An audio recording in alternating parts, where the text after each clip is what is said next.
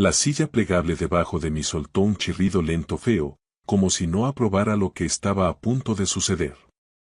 El aire del salón parroquial de la iglesia olía a café quemado barato, mezclado con el aroma de abrigos de lana húmedos, un ligero toque de limpiador de limón. El reloj de pared marcaba los segundos con una fuerza suficiente como para contar tus propios errores. Pude oír cómo a alguien se le cortaba la respiración. El anillo de bodas de otra persona chocó contra su vaso de poliestireno con un clic metálico. Hugo Morales estaba de pie cerca de la cafetera, con los hombros caídos, el rostro cuadrado pálido bajo esa luz fluorescente tan plana. Miró mi delgada carpeta de cartón, luego a mi hijastra, Lucía, finalmente a mi esposa, Elena. Su mandíbula se movía como si estuviera masticando algo que no quería tragar. Luego me miró a mí y, con una voz que no era de enfado, sino herida y firme, dijo: «Eso no es lo que me contaron, y duele más de lo que imaginas». La sala se congeló. No era el tipo de silencio que surge cuando la gente es educada. Era el tipo de silencio que ocurre cuando la verdad entra por la puerta y a nadie le importa quién se siente cómodo. Yo no sonreí. No sentí que hubiera ganado nada. Lo único que podía pensar era que yo la había criado. Yo estuve allí, y ahora intentaban borrarme como si fuera una mancha en un cristal. 2 días antes, todavía estaba en mi cocina en Zaragoza, con el olor a tarta de calabaza en el aire y una frase colgando entre nosotros que cambiaría el resto de mi vida. Era el lunes antes de la cena familiar cuando descubrí que no estaba invitado a mi propia historia. Zaragoza mostraba su cara de finales de noviembre. Un cielo gris que pesaba sobre la ciudad y un cierzo que soplaba desde el Ebro, atravesando tu chaqueta como si tuviera algo personal contra ti. El aguanieve en el aparcamiento de la caja rural se había vuelto de ese color marrón sucio que te obliga a limpiarte las botas 2 veces antes de entrar en cualquier sitio decente. Acababa de terminar un trabajo en el Paseo de la Independencia, recableando un local antiguo que aún olía a moho y perfume rancio de algún negocio anterior. Soy electricista del sindicato, así que mis días son estables. A los cables no les importan tus sentimientos, solo les importa si haces bien tu trabajo. Esa siempre ha sido mi comodidad en el oficio. Si cruzas el cable equivocado, algo salta. A veces, algo se quema. Pero al menos las reglas son las reglas. La familia, según había aprendido, puede doblar esas reglas hasta que dejas de reconocerte a ti mismo. Entré en nuestra casa, un modesto piso cerca de la Avenida de las Torres, con las manos oliendo ligeramente a metal y aislante. Elena tenía la cocina caliente, con el horno zumbando y ese aroma dulce especiado de canela rodando por la casa como una promesa. Llevaba puesta su cara de visitas, aunque solo estuviéramos los dos. Peinada, con los labios pintados, como si estuviera ensayando para ser agradable. Lucía ha mandado un mensaje, dijo, sin levantar la vista de la encimera. Me aflojé la chaqueta. ¿Está todo bien? Ella y Hugo vendrán el miércoles solo para saludar antes de irse. ¿Irse a dónde? Elena hizo una pausa. Fue pequeña, apenas medio segundo. Pero he cableado suficientes casas viejas para conocer la diferencia entre un zumbido constante y un parpadeo peligroso. A conocer a la familia de Hugo, dijo ella. Parpadeé. ¿A Madrid? No está lejos, pero lo suficiente como para hacer planes. ¿Y yo también voy? Pregunté. Porque eso es lo que haces cuando tu hijastra legalmente, se compromete. Apareces. Das la mano. Sonríes. Actúas con gratitud porque alguien ama a tu hija. Elena siguió alisando la masa de la tarta como si la hubiera ofendido. Solo iré yo. Algo frío resbaló por mi columna, y no era el clima. ¿Por qué? Pregunté. Suspiró como si le hubiera pedido que me explicara la gravedad. Mateo, es complicado. Esa frase. La gente la usa como una manta. como si al lanzarla sobre la verdad, dejaras de mirar la forma que hay debajo. Lucía va a llevar a Carlos, dijo en voz baja. La miré fijamente. Carlos Benítez. Elena finalmente me sostuvo la mirada. Sus ojos estaban cansados. No culpables exactamente, solo resignados. Como si ya hubiera decidido que era lo más fácil. Lucía quiere que su padre esté allí. Elena dijo que la familia de Hugo es muy tradicional. Casi me río, pero sonó mal. ¿Tradicional? Repetí. ¿Entonces yo qué soy? ¿Mala educación? Mateo. Levanté una mano. Llevo 17 años en esta casa, Elena. He pagado la mitad de todo lo que hay aquí. He arreglado cada enchufe roto, cada ventilador del baño y cada luz del portal. He llevado a Lucía al instituto cuando tu coche no arrancaba. Firmé como avalista para su primer coche fiable cuando tenía 19 años porque Carlos no aparecía por ninguna parte. La boca de Elena se apretó. No hagas eso. ¿No haga qué? No lo conviertas en un tema de dinero. Sentí que se me calentaba la cara.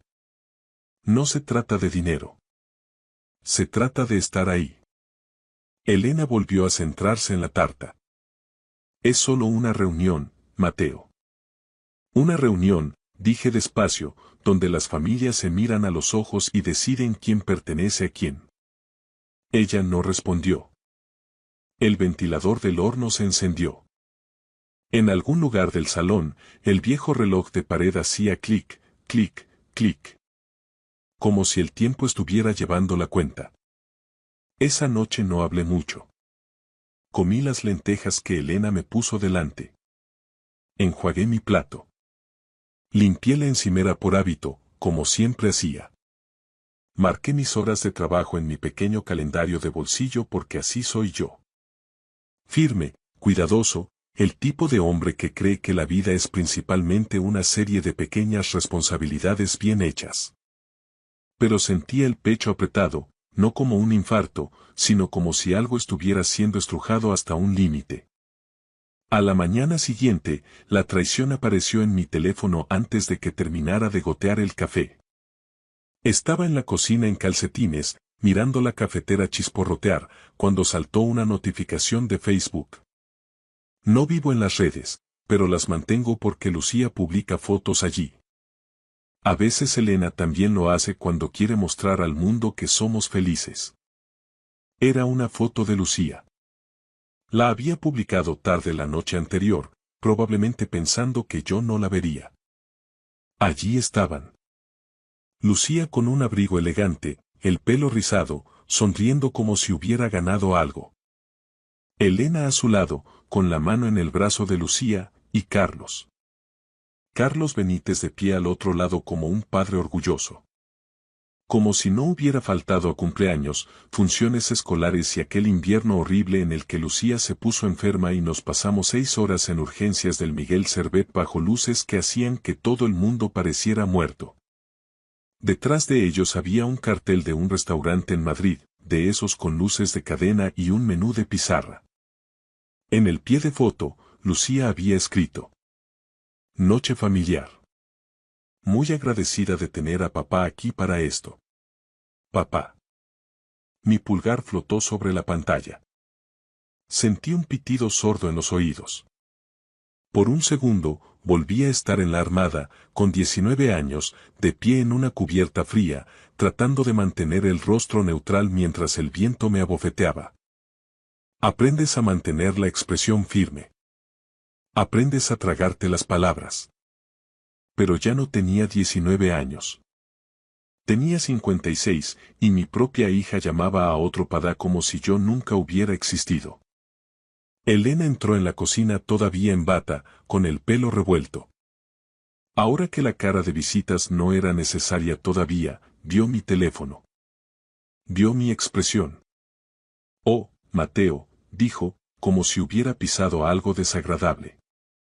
Lucía lo ha publicado, dije en voz baja. Los hombros de Elena subieron y bajaron. Está emocionada. Giré el teléfono para que pudiera ver el texto. Sus ojos lo recorrieron. No se inmutó. No me defendió. Solo dijo: Carlos lo está intentando. Esto es importante para Lucía. ¿Y qué hay de lo que es importante para mí? Pregunté. Mi voz no se quebró. No lo permití. Elena desvió la mirada. Y en ese momento, comprendí algo que dolió más que la publicación de Facebook. Su silencio no era confusión. Era acuerdo. La puerta principal se abrió y entró Lucía, moviéndose como si fuera la dueña del aire, con el viento frío siguiéndola y las mejillas rosadas por el exterior. Olía a perfume caro y aire de invierno. Hola, dijo. Mamá, Mateo. Ni siquiera papá. Ni siquiera un Mateo con calidez, solo una etiqueta. Sostuve mi teléfono. ¿Así que conociste a la familia de Hugo? La sonrisa de Lucía vaciló medio segundo. Sí. ¿Y llevaste a Carlos? Se encogió de hombros como si le hubiera preguntado si había comprado leche. Es mi padre. Las palabras golpearon, pero las siguientes golpearon más fuerte. Los ojos de Lucía se volvieron afilados. Mira, no hagas de esto un drama. La familia de Hugo es así. Querían una primera impresión con clase. ¿Y yo no tengo clase? Pregunté. Lucía exhaló, impaciente. Mateo, tú no eres mi padre. La cocina estaba caliente. El olor de la tarta de calabaza flotaba en el aire como el recuerdo de algo dulce. Y aún así, yo sentía frío. Elena no dijo nada. Me quedé mirando a Lucía, a esa mujer adulta a la que había ayudado a criar, y sentí que algo dentro de mí se volvía silencioso pesado. Susurré, porque no confiaba en mi voz y hablaba más fuerte. Está bien, dije. Lo entiendo. Lucía parpadeó, casi sorprendida de que no peleara. Elena seguía mirando la encimera como si ésta pudiera salvarla. Pasé junto a ellas, caminé por el pasillo hasta el dormitorio y cogí mi chaqueta. Mis manos estaban firmes, pero mi estómago se retorcía como un cable al que estiran con demasiada fuerza. Detrás de mí, Lucía gritó. Nos vamos mañana por la mañana. No te pongas raro por esto. No respondí porque en mi oficio, cuando una línea está muerta, dejas de suministrarle corriente. Y algo dentro de mí acababa de morir. A la mañana siguiente, descubrí que no solo me querían callado, me querían invisible. Los golpes en la puerta de mi nuevo apartamento, lo suficientemente fuertes como para hacer vibrar el marco barato, me indicaron que aún no habían terminado de usarme. Los golpes no pararon cuando me quedé en silencio, se hicieron más fuertes, agudos, airados. El tipo de golpes de quien asume que le debes algo. Estaba en la estrecha cocina de mi piso cerca de la avenida de las Torres, descalzo sobre el frío laminado, viendo cómo la manecilla del reloj de pared pasaba las 12. Clic, clic, clic. El radiador crujía como si tuviera opiniones propias. En algún lugar del piso de arriba, la televisión de un vecino se reía de un chiste que yo no podía oír. Ya sabía quién era. Abrí la puerta de todos modos. Elena entró empujándome, con el abrigo a medio abrochar, los ojos encendidos como si hubiera ensayado el discurso en el coche. Lucía la seguía, con la mandíbula apretada, el móvil en la mano como si fuera una prueba judicial. ¿Qué te pasa?, dijo Elena en cuanto se cerró la puerta. Retrocedí para darles espacio. El apartamento olía ligeramente al café de la noche anterior, al limpiador de limón que usaban en las zonas comunes. No era mucho. Un sofá que compré de segunda mano. Una mesa pequeña. Mis botas alineadas junto a la puerta, apuntando hacia afuera, un hábito grabado a fuego por años de no querer tropezar en la oscuridad. Lucía se cruzó de brazos. No contestaste a mis mensajes. Los recibí, dije. Entonces, ¿por qué no respondiste? Elena intervino. Estás actuando de forma extraña, Mateo. Silencioso, frío. La miré. Dije está bien, ¿no? Respondí. Eso no es una respuesta. Estalló ella. Eso no es nada. Estás actuando como si hubiéramos hecho algo malo. Lucía soltó una risa seca. Sí, como si te hubiéramos traicionado o algo así.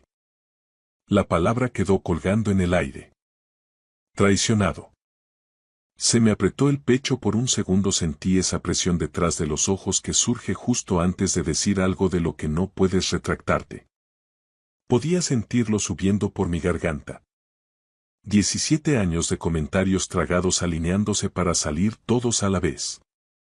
Pensé en mis guardias en la Armada, a finales de los 80, con el viento cortante azotando la cubierta durante las maniobras en el Atlántico.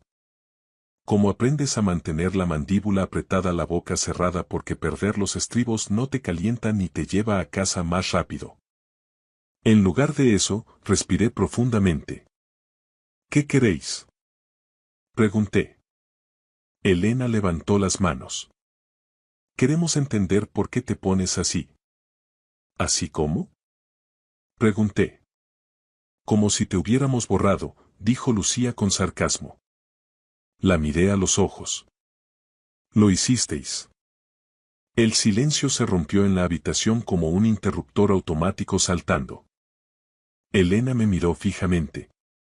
Mateo, fuiste tú quien decidió no venir a conocer a su familia, dijo ella. Llevasteis a Carlos, dije, calmado, firme. Le dijisteis que él era su padre, me dijisteis que yo no fuera. Lucía resopló. Solo fue una reunión. Esas reuniones importan, dije. Es donde la gente decide quién eres. Elena negó con la cabeza. Lo estás haciendo más grande de lo que es. Sentí que algo se retorcía en mi interior. Ah, sí. Lucía dio un paso adelante. La familia de Hugo cuida mucho su imagen. Preguntaron por la estabilidad, por los antecedentes. Era más fácil así. ¿Más fácil para quién? Pregunté. Dudó solo un instante. Para todos, dijo finalmente. Ahí estaba. Elena se frotó las sienes. Mateo, necesitábamos que esto saliera bien. Solté un breve suspiro. Necesitabais mi nombre, no a mí. Ninguna de las dos lo negó. Miré alrededor del apartamento. Las paredes desnudas, el reloj marcando el tiempo, el perchero con una sola chaqueta colgada. Me había mudado hacía 3 semanas, diciéndome que era algo temporal, espacio, como lo llamó Elena. Como si pudieras empaquetar 17 años en cajas, apilarlas en una esquina. Lucía hizo un gesto hacia la habitación. ¿Ves? A esto me refiero. Este ambiente. No habría encajado. Algo se rompió entonces, no ruidosamente, sino por dentro, como un cable que finalmente se rinde. He trabajado en el mismo oficio durante 30 años, dije con voz baja. Llego puntual. Pago mis facturas. Te crié cuando tu padre no estaba. Si eso no encaja, ese no es mi problema. El rostro de Elena se endureció. No tienes derecho a hacerla sentir culpable. No lo hago, dije. Solo expongo los hechos. Lucía puso los ojos en blanco. Los padres de Hugo ni siquiera preguntaron por ti. Eso dolió más que cualquier otra cosa que hubiera dicho. ¿No preguntaron? Repetí. No, dijo ella, porque les dijeron que no estabas realmente involucrado. La miré fijamente. ¿Quién se lo dijo? Ella desvió la mirada. Los labios de Elena se abrieron, luego se cerraron, de repente la habitación se sintió muy pequeña. Tú se lo dijiste, le dije a Elena. La voz de Elena bajó de volumen. Simplifiqué las cosas. Solté una carcajada corta sin pizca de gracia. Me borraste. Elena espetó. Estaba protegiendo a Lucía. ¿De qué? Pregunté. ¿De mí? Lucía agarró su bolso. Esto no tiene sentido. Estás actuando como un mártir. Sentí esa oleada de nuevo. Rabia, calor, palabras amontonándose. Por una fracción de segundo, quise gritar, enumerar cada noche en vela, cada factura pagada, cada vez que la llevé bajo la nieve. En lugar de eso, me hice a un lado, abrí la puerta. He terminado con esta conversación, dije. Elena me miró como si no me reconociera. ¿Simplemente te vas a marchar? Sí. Lucía soltó un bufido. ¡Qué maduro! Pasaron junto a mí. El aire frío entró desde el rellano. Luego, la puerta se cerró de un portazo. La bloqueé. El silencio posterior fue atronador. El reloj, el radiador, mi propia respiración. Me quedé allí parado más tiempo del debido, mirando la puerta como si pudiera explicarse por sí misma. Luego cogí mi chaqueta, mis llaves, salí. El viento de la calle me atravesó. A Zaragoza a finales de noviembre no le importa cómo te sientas. La nieve no había cuajado del todo, pero el suelo estaba resbaladizo con un aguanieve medio congelada, gris fea bajo las farolas. Conduje sin pensar, dejando que la memoria muscular tomara el control hasta que aparqué en el centro de veteranos cerca del paseo de Sagasta. El letrero zumbaba débilmente. Dentro hacía calor, de esa forma cansada. Calor viejo, olores viejos, cerveza, café impregnados en las paredes desde hace décadas. Unos cuantos hombres estaban sentados a las mesas, con sus abrigos colgados en las sillas. Las banderas alineaban las paredes, con los colores desgastados pero aún en pie. Alguien soltó una carcajada baja en la barra. Miller me vio, deslizó una taza sobre la mesa sin decir palabra. Café solo, lo bastante fuerte como para recordarte que existía. ¿Estás bien, Mateo? Preguntó. Envolví la taza con mis manos, sintiendo como el calor se filtraba en mis dedos. Sí, dije. Cosas de familia. Miller asintió como si entendiera más de lo que yo había dicho. No insistió. En este sitio, nadie hurgaba en heridas que no sangraban. Nos quedamos allí sentados en un silencio cómplice. Fuera de la ventana, la nieve empezó a caer ligeramente, a la deriva sobre la calle, como si no tuviera un lugar mejor donde estar. La observé durante mucho tiempo. Fue entonces cuando mi teléfono vibró. Número desconocido. Lo miré fijamente, luego respondí. Hola, Sr. Morales, dijo una mujer. Su voz era educada, cuidadosa. Soy Carmen, la madre de Hugo. Apreté con más fuerza la taza. Sí, dije. Soy Mateo. Hubo una pausa. Espero no llamar en un mal momento.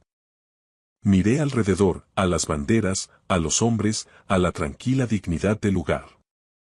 No, dije. Está bien. Ella respiró hondo. Quería preguntarle algo.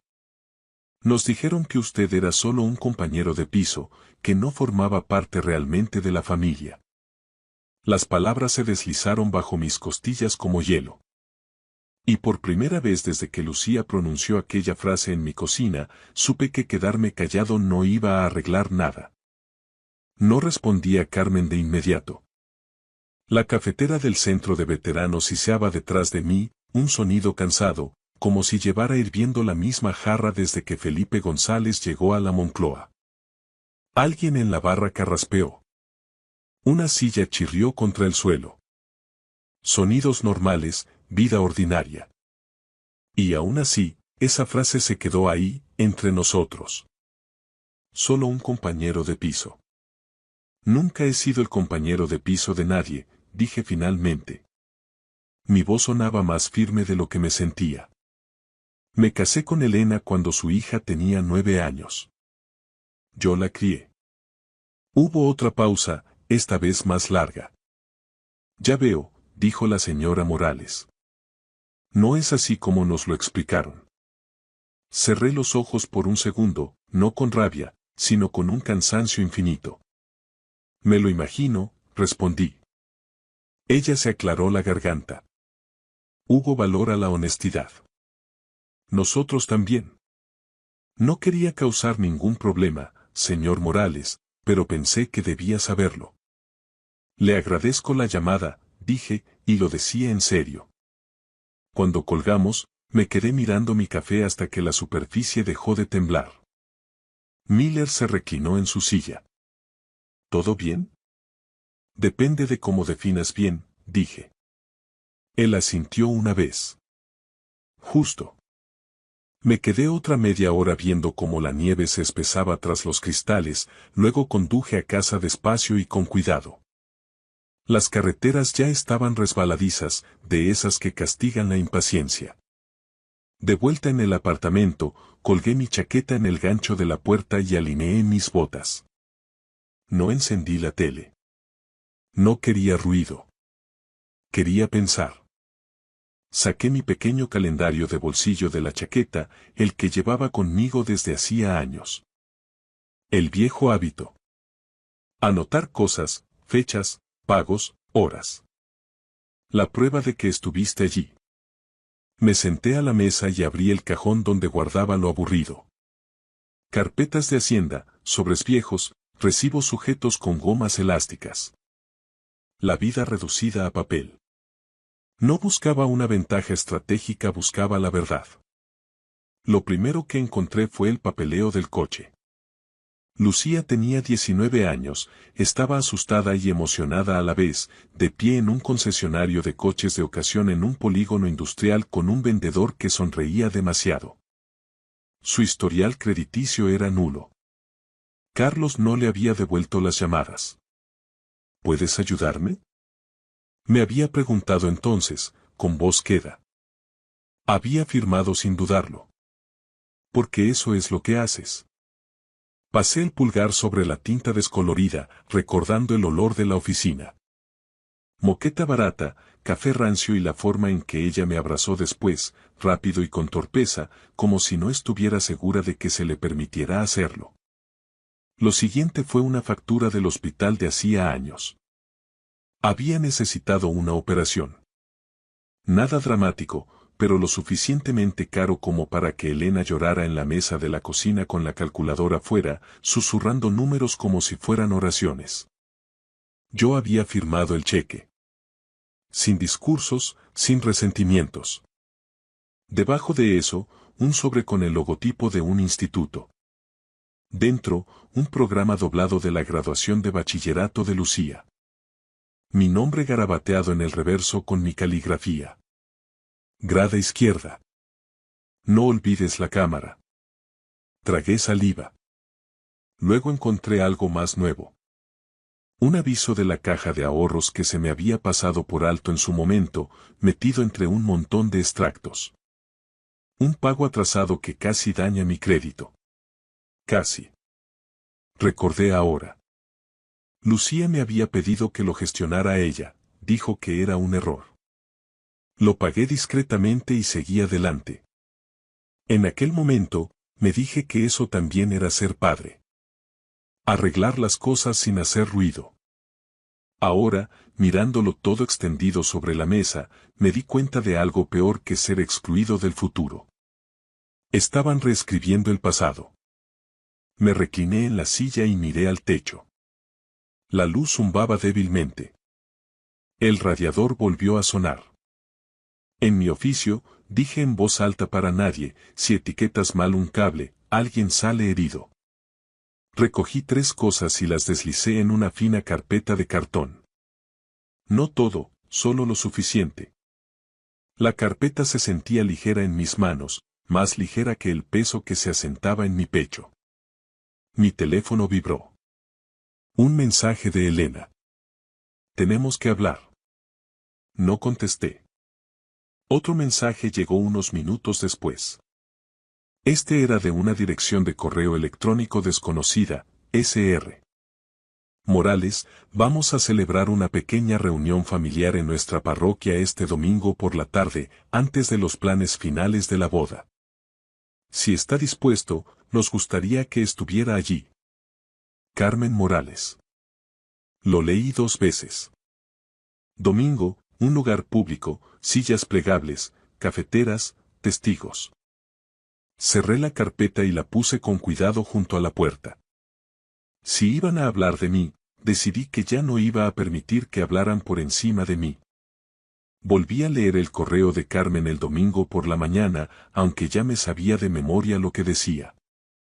El apartamento estaba tranquilo de esa forma temprana y vacía. Sin tráfico todavía. Sin vecinos caminando ruidosamente arriba, solo el zumbido bajo de la nevera y el tic-tac constante del reloj en la pared, marcando el tiempo como siempre lo hacía, estuvieras listo o no. Me quedé en la pequeña mesa de la cocina con una taza de café enfriándose en mis manos. Fuera de la ventana, Zaragoza parecía deslavada y cansada. Una fina costra de nieve se aferraba a los bordes del aparcamiento, gris de suciedad por la forma en que el invierno se asienta y se niega a ser bonito. Una reunión familiar. Me había pasado casi toda la semana diciéndome que no me importaba. Que ya había dicho lo que tenía que decir cuando susurré está bien en mi cocina y me marché. Pero la verdad era que me importaba lo suficiente como para sentirlo en los hombros cuando me desperté, tenso y dolorido, como si me hubiera estado protegiendo de un golpe mientras dormía. Me duché, me afeité y me puse mi chaqueta buena, la que no tenía manchas de pintura en las mangas. Hábito de nuevo. Muestras respeto cuando entras en el espacio de otra persona, aunque ellos no te lo mostraran primero a ti. La carpeta estaba sobre la mesa, fina y sencilla. Sin etiquetas, sin dramas, mitad papeleo, mitad recuerdos. Me la puse bajo el brazo y me detuve junto a la puerta. Por un momento, consideré no ir. Habría sido más fácil quedarme en casa, sentado en silencio, dejando que terminaran de planear sus vidas sin mí. Ya había cumplido con mi parte. Eso es lo que me decía a mí mismo. Pero había algo en el hecho de que me llamaran solo un compañero de piso que se me había clavado como una astilla bajo la piel. Una mentira repetida lo suficiente empieza a parecer verdad para todos, excepto para la persona a la que se refiere. Eché la llave y salí. La parroquia de San Pablo era un edificio de ladrillo visto, de esos que parecen más funcionales que divinos. Al entrar en el salón, el calor me golpeó de frente, cargado con ese olor a café de cafetera industrial y pastas de té. Era el tipo de reunión que en España llamamos de compromiso, donde todos sonríen mientras miden al de al lado. Allí estaban. Elena, con un vestido impecable y esa mirada de acero que usaba cuando quería tenerlo todo bajo control. Lucía, riendo con una elegancia que me pareció ensayada, aferrada al brazo de Hugo. Y Carlos. Carlos Benítez, con un traje que le quedaba un poco grande y esa actitud de quien acaba de ganar la lotería sin haber comprado el boleto. Cuando me vieron entrar, el silencio se propagó por el grupo como una grieta en el hielo.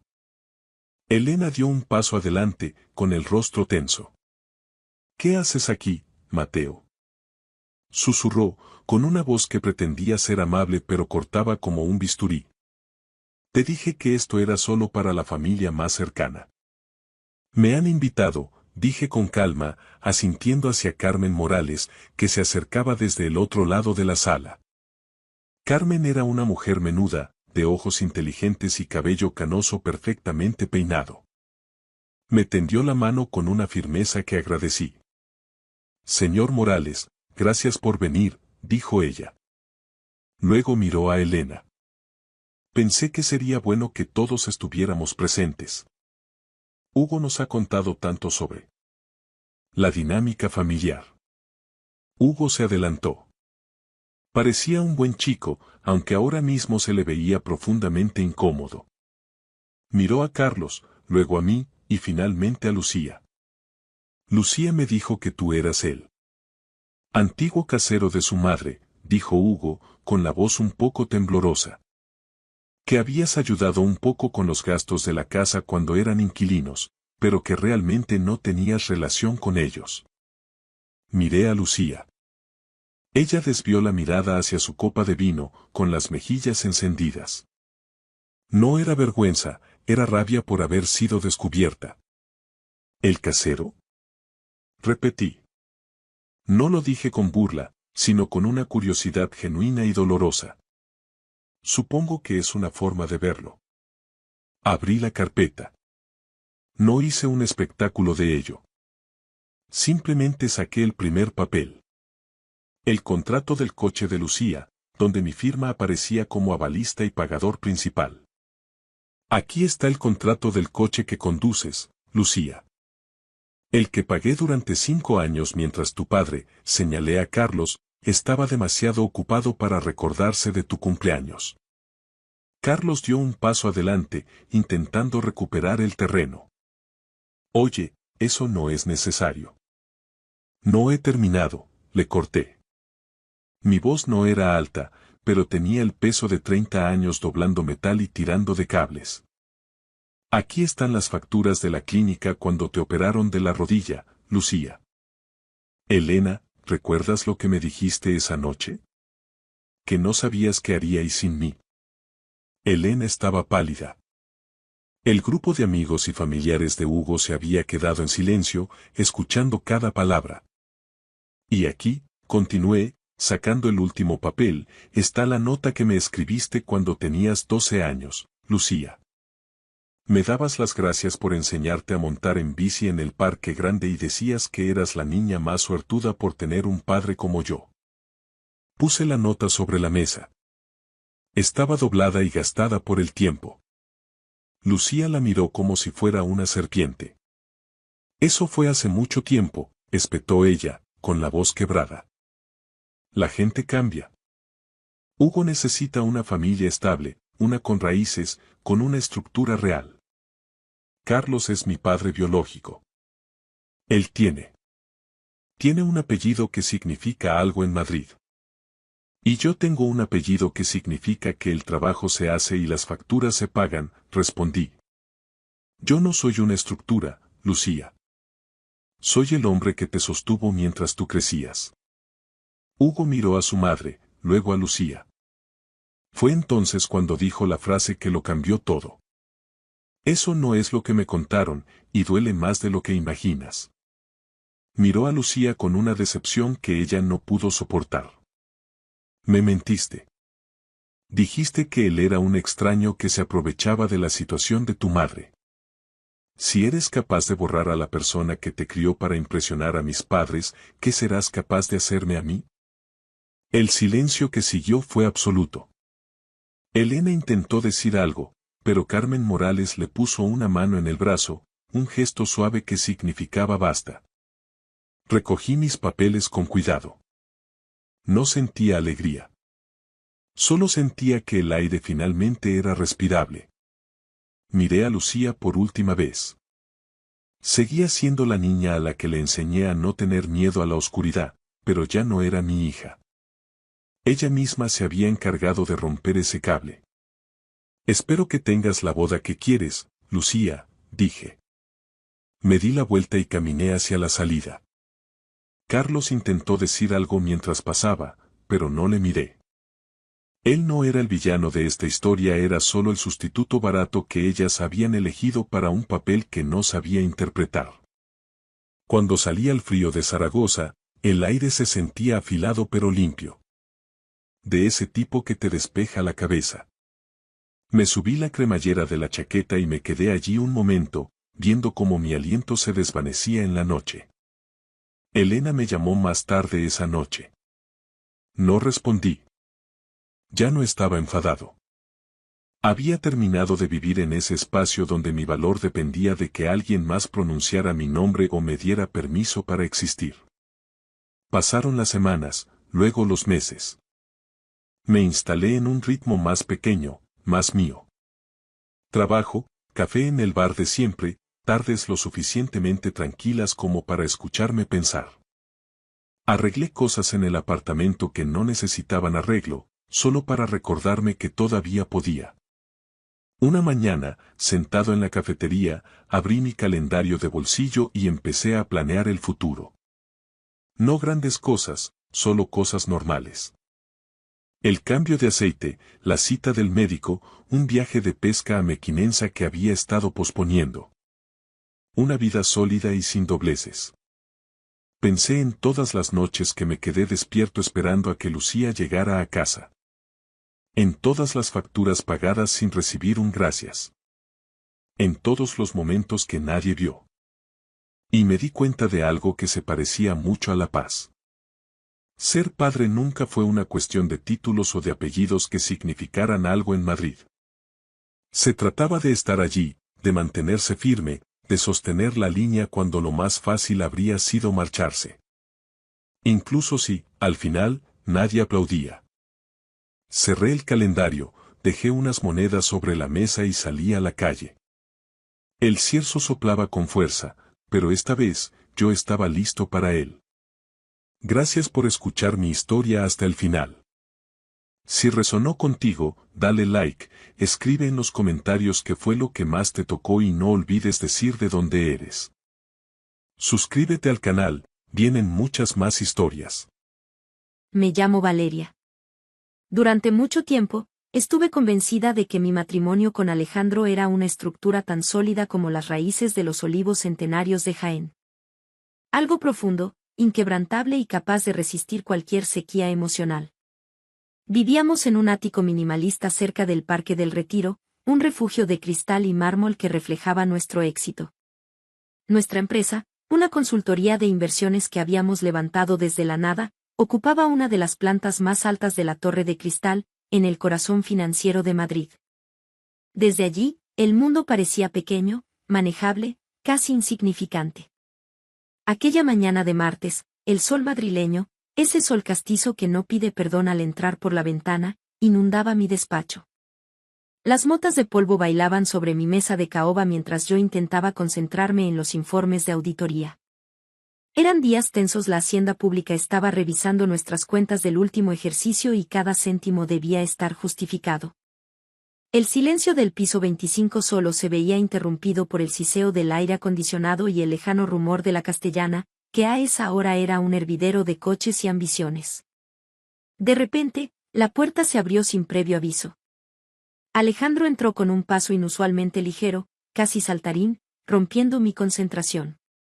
Llevaba en la mano un termo de acero inoxidable, un modelo de diseño nórdico que no me sonaba haber visto en nuestra cocina. Pero lo que realmente me detuvo el corazón no fue el termo, sino su sonrisa. Era una sonrisa radiante, cálida, casi juvenil, una expresión que no le veía desde nuestros veranos de estudiantes en las calas de Menorca, antes de que el dinero y el poder nos volvieran rígidos. Buenos días, mi cielo. Feliz tercer aniversario de bodas, dijo, dejando el recipiente sobre mi mesa con un golpe seco pero cuidadoso. He pensado que hoy, por una vez, el trabajo podía esperar 5 minutos. He querido cuidar de ti. Lo miré estupefacta, soltando la pluma sobre el balance de situación. Alejandro, el hombre que desayunaba café solo mientras leía El Expansión y cuya agenda estaba bloqueada con reuniones de 3 meses en adelante, había dedicado tiempo a cocinar para mí. Últimamente te he visto muy pálida, Valeria. Te me estás quedando en los huesos con tanta auditoría y tanto estrés, continuó, rodeando la mesa para ponerse tras de mí y masajearme los hombros con una ternura que me resultó extrañamente gélida. Me he levantado antes del alba, cuando la ciudad aún estaba a oscuras, para prepararte una chanfaina casera. He seguido paso a paso la receta de mi abuela extremeña, la que siempre decías que era el mejor plato del mundo. Comida de verdad, de la que da fuerza y templa el alma. Tienes que comértela ahora, mientras el aroma está vivo. Al desenroscar la tapa, un vapor denso y cargado de especias inundó el despacho. Era un olor potente. Pimentón de la vera, comino, laurel y el aroma metálico y profundo de las vísceras cocinadas a fuego lento. En cualquier otra circunstancia, se me habría hecho la boca agua. Pero en ese momento, fue como si una mano invisible me estrujara el estómago. Estaba en mi primer trimestre de embarazo. Era un secreto que guardaba con un celo casi religioso, incluso para Alejandro. Quería darle la sorpresa el viernes, después de mi cita en la clínica Ruber, con la primera ecografía nítida en la mano. Sin embargo, el precio de ese secreto eran unas náuseas matutinas feroces, un rechazo absoluto a los olores fuertes y grasientos. El aroma de la chanfaina me golpeó como un mazo. Alejandro, de verdad, es un detalle precioso, me deja sin palabras. Balbuceé, intentando no respirar profundamente y tapándome la boca con un gesto que fingía sorpresa. Pero es que me he tomado un café con un mollete de antequera hace nada en el bar de abajo y tengo el estómago un poco cerrado. No creo que pueda probar ni una cucharada ahora mismo. Su expresión cambió de forma radical. La calidez desapareció de sus ojos, dejando paso a una rigidez casi mecánica. Su mandíbula se apretó. ¿Un mollete? Eso es pan y aire, Valeria. No me desprecies así, su voz bajó un tono, volviéndose imperativa. He pasado 3 horas frente a los fogones por ti. Por nosotros. No es solo comida, es mi esfuerzo. Insisto, tienes que comer. Te vendrá bien para esa palidez. Hazlo por mí, por nuestro aniversario. Había una urgencia en su mirada, una fijeza casi obsesiva que me hizo sentir un escalofrío. Parecía que su felicidad dependiera de que yo ingiriera ese guiso en ese preciso instante. El ambiente en el despacho se volvió pesado, eléctrico. En ese momento de tensión insoportable, un suave golpe en la puerta nos interrumpió. Lucía, mi secretaria personal, entró con una carpeta de cuero bajo el brazo. Lucía era una joven brillante, graduada con honores en CUNEF, con una ambición que se mascaba en el aire y una belleza serena que siempre me había hecho sentir un poco insegura, aunque nunca lo admitiría. Siempre había notado que miraba a Alejandro con una mezcla de respeto y algo más, una chispa de complicidad que yo había preferido ignorar para mantener mi paz mental. Perdonad que interrumpa este momento tan dulce, dijo ella con una sonrisa perfecta, mientras sus ojos se desviaban magnéticamente hacia el termo. Pero, madre mía. ¡Qué olor más increíble! Se nota que es cocina tradicional de la buena. Don Alejandro, ¿es usted un marido ejemplar? En esta oficina no se habla de otra cosa. Alejandro no se giró para mirarla, pero noté cómo su postura se relajaba ligeramente. Aproveché el momento como si fuera un salvavidas en mitad de un naufragio emocional. Lucía, llegas en el momento justo, dije, empujando el termo hacia ella. Alejandro ha tenido el detalle de traerme este manjar, pero tengo el estómago revuelto, creo que me ha sentado mal el café de la mañana. Es una pena que esta chanfaina se enfríe o se desperdicie. ¿Has desayunado ya? Porque esto es una joya gastronómica que no puedes rechazar. Los ojos de Lucía brillaron con una intensidad casi infantil, o quizás era algo más. El placer de recibir algo que estaba destinado para mí. ¿De verdad, Valeria? ¿No te importa? Me encanta la chanfaina. En mi casa es el plato estrella de los domingos. Muchísimas gracias, de verdad. Lo disfrutaré por las dos. Se llevó el termo con una reverencia casi ritual. Alejandro me lanzó una última mirada, una mezcla indescifrable de rabia contenida y resignación, me dio un beso frío en la frente que supo a metal y salió del despacho sin decir una palabra más, alegando que tenía una junta urgente con los socios de la firma. Me quedé sola, respirando el aire que empezaba a limpiarse. Sentí una punzada de culpa por haber regalado su detalle, pero mi instinto, ese susurro ancestral que protege la vida, me decía que había hecho lo correcto. Lo que no sabía era que, en ese gesto trivial de cortesía laboral, acababa de cambiar el destino de 3 personas para siempre. Pasó aproximadamente 1 hora. Intenté retomar el análisis de los flujos de caja, pero mi mente volvía una y otra vez a la cara de Alejandro. Había algo en su insistencia que no encajaba con el hombre que yo conocía. El ritmo de la oficina seguía su curso.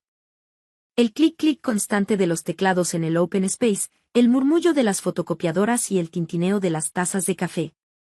Un martes cualquiera en la capital. De repente, un grito desgarrador, un alarido que no parecía humano, rasgó el silencio de la planta. No era un grito de susto, era un sonido de agonía pura, algo que nacía de lo más profundo de las entrañas. Me levanté tan rápido que la silla golpeó el ventanal de cristal con un estruendo. Salí al pasillo con las piernas temblando. En la zona de recepción, el caos era total. Lucía estaba en el suelo, encogida en posición fetal, rodeada de sus compañeros que gritaban pidiendo ayuda. El termo de acero había caído a su lado, derramando el resto de la chanfaina sobre la moqueta de diseño. Pero lo que me hizo perder el aliento fue el color. El vestido color crema de Lucía se estaba tiñendo de un rojo violento, una mancha de sangre que crecía por segundos, empapando la tela y extendiéndose por el suelo. Llamada al 112. Rápido. Grité, intentando que mi voz no se quebrara mientras me arrodillaba a su lado. Lucía. Mírame. Mantén los ojos abiertos. Ella tenía la piel de un color grisáceo, bañada en un sudor gélido. Sus labios temblaban, pero no salía sonido alguno, solo un hilo de sangre que manchaba su comisura. La puerta del despacho de Alejandro se abrió. Pero no salió como un hombre preocupado por su empleada. Se quedó estático en el umbral, observando la escena con una frialdad que me heló la sangre. Sus ojos no buscaban a Lucía, me buscaban a mí. Cuando nuestras miradas se cruzaron, vi en él algo aterrador. No era miedo, era una decepción profunda, una furia silenciosa porque yo estaba de pie y ella estaba en el suelo. ¿Qué has hecho, Valeria? Su voz fue un susurro sibilino que solo yo pude oír por encima del alboroto. Ese desayuno era para ti. Está muriéndose, Alejandro. Le grité, horrorizada por su falta de humanidad. Llama a una ambulancia en lugar de decir estupideces. Los sanitarios del SAMUR llegaron en menos de 10 minutos. Entraron con la camilla y empezaron a trabajar sobre Lucía con una urgencia que confirmaba mis peores temores. Hemorragia masiva, oí decir a uno de los técnicos.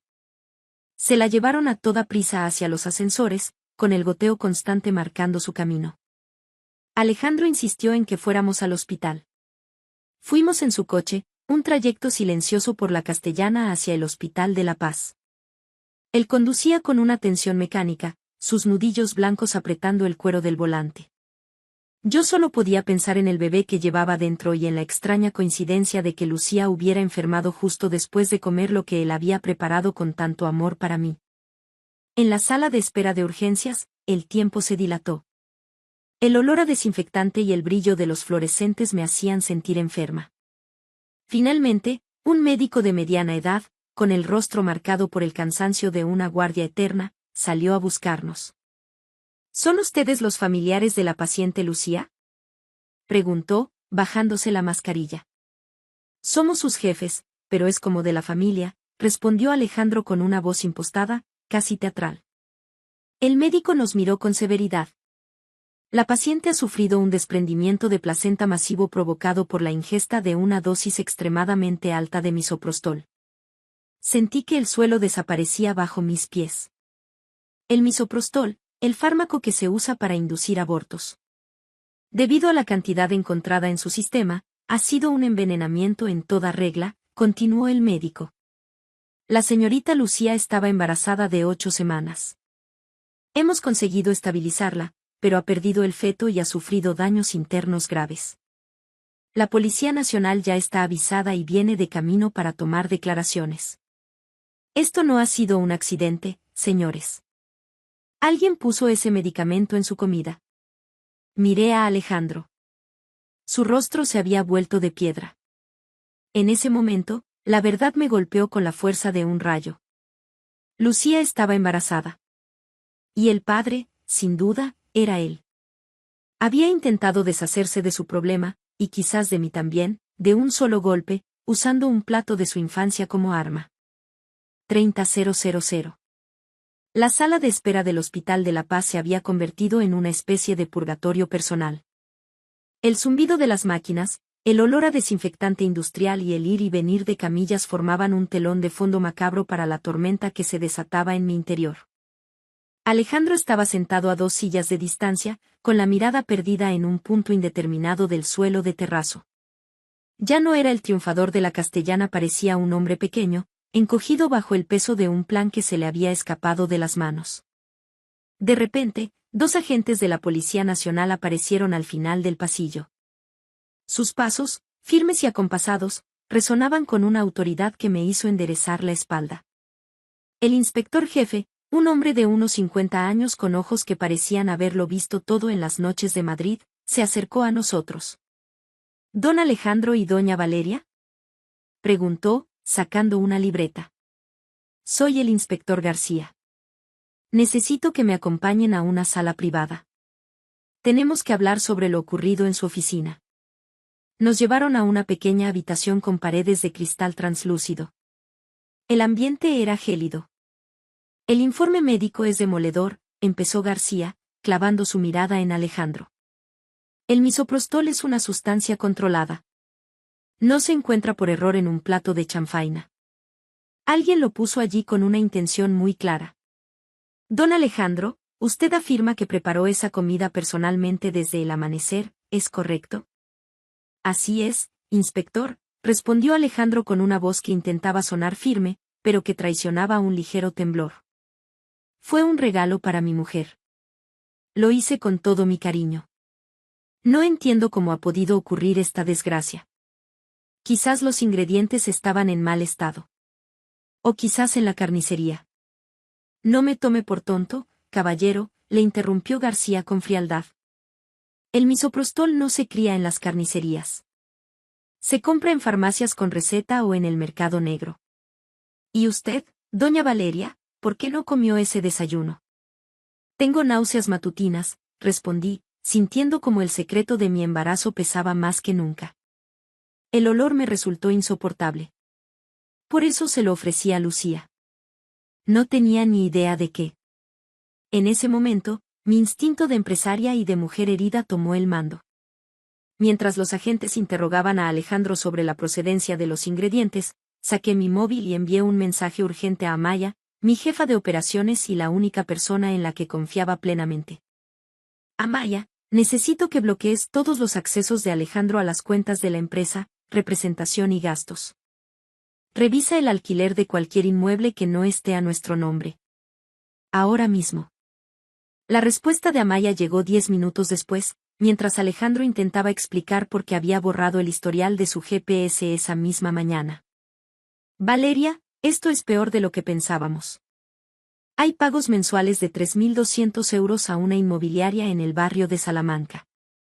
El contrato está a nombre de una sociedad pantalla, pero el administrador único es Diego, el primo de Alejandro. Y hay facturas de joyerías de la calle Serrano que nunca llegaron a tus manos. Sentí una náusea que no tenía nada que ver con el embarazo. El hombre con el que compartía mi cama y mi empresa estaba financiando una vida paralela con mi dinero. Y lo peor. Lucía, la chica que ahora luchaba por su vida, era la pieza central de ese rompecabezas de traición. El inspector García recibió una llamada en ese momento. Su rostro se endureció. Don Alejandro, parece que la policía científica ha terminado de revisar su domicilio en El Viso. Han encontrado un blister vacío en el fondo del contenedor de reciclaje oculto bajo unos papeles. Curiosamente, un blister de misoprostol de 200 microgramos. ¿Quiere explicarnos cómo llegó eso a su basura? Alejandro se quedó mudo. Su fachada de marido perfecto se desmoronó por completo. La arrogancia fue sustituida por un pánico primario. Yo no sé nada de eso. Valeria. Se giró hacia mí, intentando agarrarme las manos.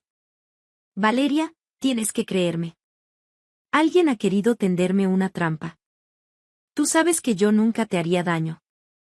Pero se lo hiciste a ella, Alejandro, dije con una voz que no reconocí, gélida y cortante. Y querías hacérmelo a mí. Sabías que estaba embarazada, ¿verdad? Por eso preparaste esa chanfaina. Querías limpiar tu vida de estorbos sin pasar por un juzgado de familia. El inspector García hizo una señal a su compañero. Don Alejandro, queda usted detenido por un presunto delito de lesiones agravadas y aborto no consentido. Tiene derecho a guardar silencio.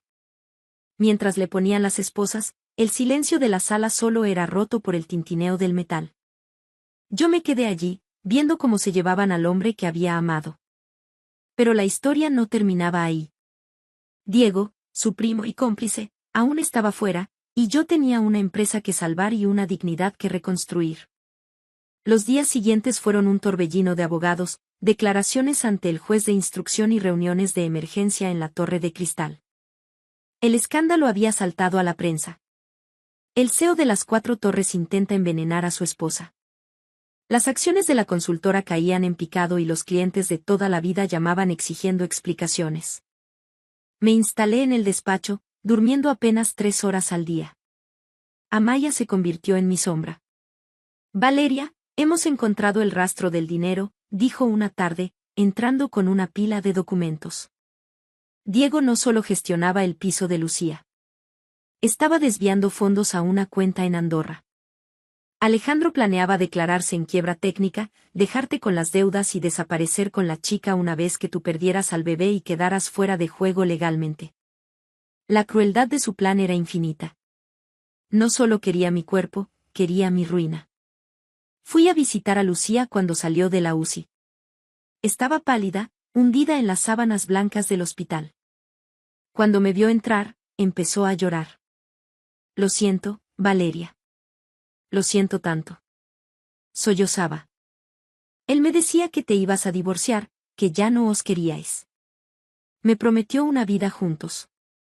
Cuando le dije que estaba embarazada, se puso como loco de alegría. Oh, eso creí yo. No llores, Lucía, le dije, sentándome a su lado. Los dos fuimos víctimas de un depredador. Pero yo no voy a dejar que se salga con la suya. Necesito que declares. Necesito que cuentes todo lo que sabes sobre Diego y las cuentas en el extranjero. Es la única forma de que paguen por lo que le hicieron a tu hijo. Lucía asintió con determinación. Su testimonio, unido a las grabaciones de seguridad de nuestra cocina que Amaya había recuperado, donde se veía claramente a Alejandro machacando las pastillas y mezclándolas con el guiso mientras silbaba una canción de Sabina, fueron las pruebas definitivas. El juicio se celebró meses después en la Audiencia Provincial de Madrid. Fue un proceso largo y doloroso. Alejandro intentó alegar enajenación mental transitoria, pero los peritos judiciales fueron implacables. Era un psicópata narcisista que había actuado con una premeditación escalofriante. Diego también acabó en el banquillo, acusado de blanqueo de capitales y obstrucción a la justicia. La red de mentiras que habían tejido se deshilachó ante los ojos de toda la ciudad. Han pasado 2 años desde que el juez dictó sentencia. Alejandro cumple 12 años de prisión en la cárcel de Soto del Real. Diego fue condenado a 5 años. La empresa, contra todo pronóstico, no solo sobrevivió, sino que floreció bajo mi dirección única. La rebauticé como Valeria y CEO, enfocándola en la ética y la transparencia financiera. Hoy es un domingo luminoso de primavera. He dejado atrás los rascacielos de cristal y me encuentro en una pequeña finca que compré cerca de Rascafría, en la Sierra de Madrid. El aire es puro, huele a pino y a tierra mojada. Una pequeña figura de rizos oscuros corre por el césped, persiguiendo a una mariposa. Es Serena, mi hija. Tiene los ojos de su padre, pero la fuerza de su madre. Es mi milagro, la niña que sobrevivió a aquel desayuno maldito. Mi móvil vibra sobre la mesa de madera. Es un mensaje de Javier. Valeria, ya estamos llegando. Traigo los mejores churros de Madrid para desayunar. Espero que tengas hambre. Sonrío. Javier es nuestro abogado, el hombre que me sostuvo durante el juicio y que, con el tiempo, se convirtió en algo mucho más profundo. Es alguien que me respeta, que ama a Serena y que nunca ha intentado controlar mi vida. Miro al cielo, de un azul tan intenso que parece pintado por Velázquez. He aprendido que la traición puede ser un veneno, pero también un antídoto que te despierta a la realidad. Me costó mucho volver a confiar, pero aquí estoy, sintiendo el calor del sol en la cara. Serena viene corriendo y se abraza a mis piernas. La levanto en brazos y la beso. ¿Sabes qué, pequeña? Le susurro al oído. Después de la tormenta, en España siempre, siempre sale el sol. Y por primera vez en mi vida, sé que esa frase es la verdad absoluta. Gracias por escuchar mi historia hasta el final. Si resonó contigo, dale like, escribe en los comentarios qué fue lo que más te tocó y no olvides decir de dónde eres. Suscríbete al canal, vienen muchas más historias.